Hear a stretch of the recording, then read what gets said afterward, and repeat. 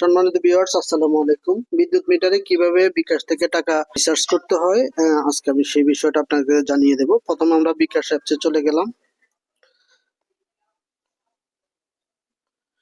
এখান থেকে চলে যাব হচ্ছে আপনার পেবিলে। পেবিল থেকে গেলে অনেকগুলো অপশন চলে আসবে। সেখান থেকে যেমন হচ্ছে বিদ্যুৎ, গ্যাস, পানি, আপনি বিদ্যুতে টাচ করবেন। বিদ্যুতে টাচ করে একটু নিচের দিকে চলে আসবেন। আপনার যদি প্রিপেড মিটার হয় তাহলে প্রিপেড, অথবা পোস্টপেড হলে পোস্টপেড। আমার যেহেতু প্রিপেড মিটার, আমি প্রিপেড মিটারে স্ক্যান করলাম। তারপরে চাচ্ছে কি মিটার নাম্বার, এখানে আপনারা মিটার নাম্বার দিয়ে দিতে পারবেন। তারপরে বলছেন নিচে কন্ট্যাক্ট নাম্বার চাইছে, যে কন্ট্যাক্ট নাম্বার, এখানে আপনি আপনার পার্সোনাল যে মোবাইল নাম্বারটা, যে নাম্বার থেকে আপনি বিকাশ করছেন সেই নাম্বারটা দিয়ে দিতে পারেন। পে বিল করতে এগিয়ে যান, সামনে চলে গেলাম। এখানে হচ্ছে আপনি কত টাকা রিচার্জ করবেন সেই রিচার্জ অ্যামাউন্টটা দিয়ে দেবেন।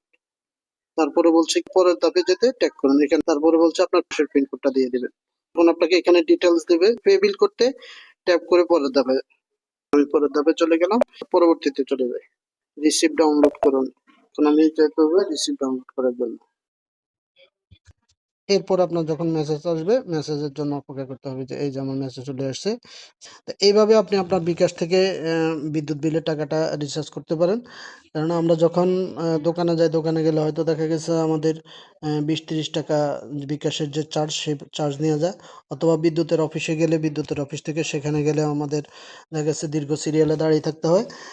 এই উপায় থেকে বাঁচার জন্য আমরা নিজেদের যদি বিকাশ থাকে, তাহলে বিকাশ থেকে এইভাবে আপনারা বিদ্যুৎ বিল রিচার্জ করে নিতে পারেন। ধন্যবাদ সবাইকে।